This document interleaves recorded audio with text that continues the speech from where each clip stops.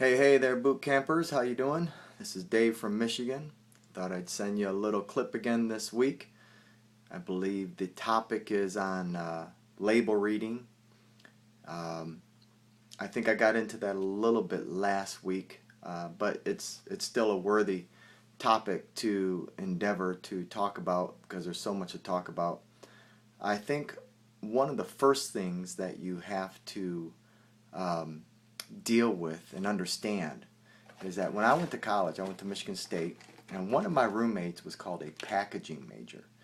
And so we have to understand that there's a science behind almost everything that goes on out there, and that there are actual people that work for these companies that are being paid to produce a package that is beautiful for the eyes, that captures your attention, the colors and the pictures, and uh, they attach emotional things to the packaging that we feel good about, and idyllic type things. I mean, even when you look at all the farm products and the eggs, and they've got pictures of barns and stuff like that, and when you see meat that's packaged, in these idyllic scenes of country with the barn sitting there.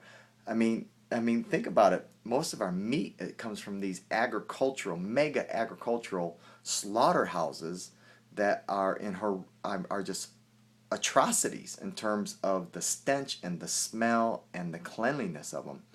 Um, Matter of fact, they have made it almost. It's very close. If they have not already passed it, it's against the law to even go in there and take pictures.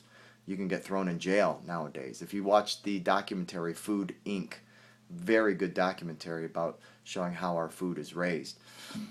So when you get into labels and stuff, we have to understand that there's a science behind it. There is packaging behind it. So when you read the label, there's even a science behind reading a label. And you can get into all the different things on this label, and I'm not going to do that. I'll let the personal trainer and Bob and Shirley take care of that. But you have to remember, one of the things you want to look at is serving size. You have to look at the serving size um, because it's vital. Because if you just look in and it says 150 calories, and you go, oh, well, this is only 150 calories. Well, that could be per serving. You have to understand that's per serving. But if you have 8 servings in a box and it's 150 calories per serving, and you eat the whole box, you've just eaten 1,200 calories. And a lot of people don't understand that. And then you have to understand that the first 6 ingredients are the vital ingredients to understand and to know. That's what it has the most of. So if sugar is the first ingredient, that's the thing that they have the most of in that product. Um, those are very vital to understand. Those first 6 ingredients. A lot of times you could read a label and it'll have water and high fructose corn syrup and then another flavoring and then dextrose, and so you get into half the product as sugar by the time you get done with the first 6 ingredients.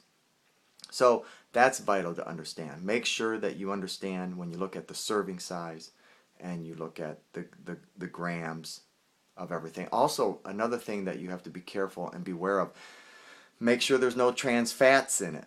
But there's also um, laws that have been passed um, that allow them to put trans fats in your food, but yet still say that there's 0 trans fats in it.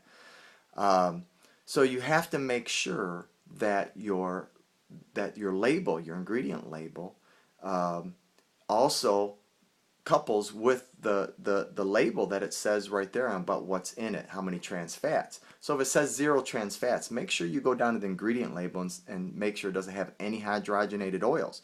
Because by law, they can have like 0.5 grams of hydrogenated oils. They can have a certain minimum that they said that you can have, but yet they can still put on there and say that it is 0 trans fats.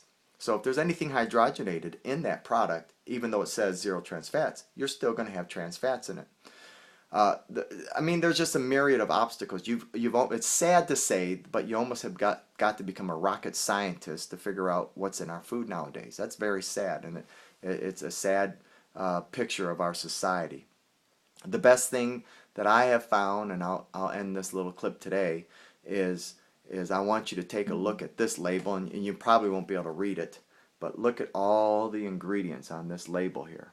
This is a label for an apple. And I always say closer to the vine is divine. So think about that. I mean, obviously organic is the best, but there's and what I just showed you, a little book, there's over 400 known phytonutrients and vitamins and nutrients in apple. Those are known. And think about what's in an apple. You don't have to worry about what's in it. I mean, you got to deal with the pesticides, and if you're not going organic, and you have to deal with minimal compared to something like this. I mean, come on. Come on.